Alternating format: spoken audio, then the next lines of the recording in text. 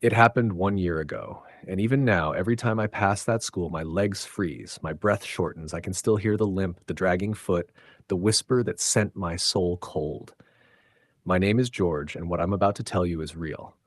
I never believed in ghosts until that night. Our final exams were approaching, and like every other senior in Eden Hill High, I was stressed out of my mind. The school had done something helpful for once. They extended the library hours until midnight so students could study in peace. My house wasn't far from the school, maybe a 15-minute walk. So I thought, why not use that quiet space?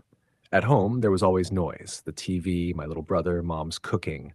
The library was calm, too calm, as I'd soon learn. It was around 6 p.m. when I packed my books and walked to the school. By 6:20, I was inside the library. The fluorescent lights hummed above, and the few students around were buried in their textbooks. It was oddly peaceful. I got deep into revision. Math problems, history timelines, science formulas.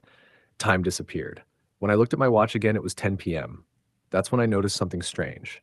I was the only one left in the entire library. Not a soul in sight. No librarian. No classmates. Just silence. I had maybe 15 minutes of work left. I'll finish this and leave, I told myself. Simple plan. But just as I returned my eyes to the page, tap, drag, tap, drag, a sound echoed through the library. It was unmistakable. Someone was limping between the bookshelves. I froze. My brain screamed that it might be a janitor or another student. But deep down, I knew something was off. I stood up slowly, packed my things, and started walking toward the exit. As I stepped into the hallway outside the library, the air felt heavier. The corridor stretched long and narrow, dimly lit by flickering ceiling lights. At the very end, just before the turn that led to the exit, a woman stood.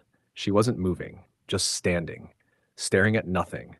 Her figure was shrouded in shadows. I couldn't see her face. I called out, "Who's there?" No answer. I took a step forward. She vanished. Not walked away, vanished. A breath of cold air passed through me, and I ran. Outside the school, the silence was worse. Normally, Eden Hill Street buzzed with late-night shops, walkers, cyclists, even street dogs. That night, nothing, not a single person. It was like the world had ended and I was the only one left. I kept my eyes down and walked fast. My legs felt weak, my stomach growled with hunger. I was halfway home when a shadow fell across my path. I looked up. A woman was walking in front of me. No sound, no shoes tapping, just a presence. She was slow, limping, as if one leg was broken. Her hair was tangled, messy, her clothes torn and stained. Her arms hung loosely, her fingers bent at odd angles. I caught up quickly, too quickly. Now I was behind her, too close. Something inside screamed at me to stop. Don't walk past her, don't make a sound. I didn't listen. I stepped to the side, trying to walk past. And just then, she turned her head, her neck twisted all the way around. Her eyes, white as paper, her mouth cracked open slowly. And then she asked, "Have you seen my daughter?" I couldn't speak. My mouth opened, but no sound came. I pointed far down the street, hoping she'd go away. She turned slowly, dragging her foot, and walked in the direction I pointed. I didn't wait. I ran. Faster than I've ever run. Every cell in my body wanted to escape. My heart pounded so loud I thought I'd pass out. Just as I neared my street, I heard it. From far behind me, "She is here!" Her voice shrieking through the night like a dying animal. And then, darkness. When I woke up, I was lying on my couch. My neighbor, Mr. Dalton, had found me passed out on the sidewalk and brought me home. I told him what happened. He went quiet. Then he said, "Son, you don't know about Agatha, do you?" He told me everything. Back in 1998, a woman named Agatha lived nearby. She had a daughter, Emily, who was 10 years old and went to Eden Hill School. One afternoon, while playing with friends, Emily ran onto the road and was hit by a truck. She died instantly. Agatha never recovered. She would walk the school grounds at night, asking anyone she met, "Have you seen my daughter?"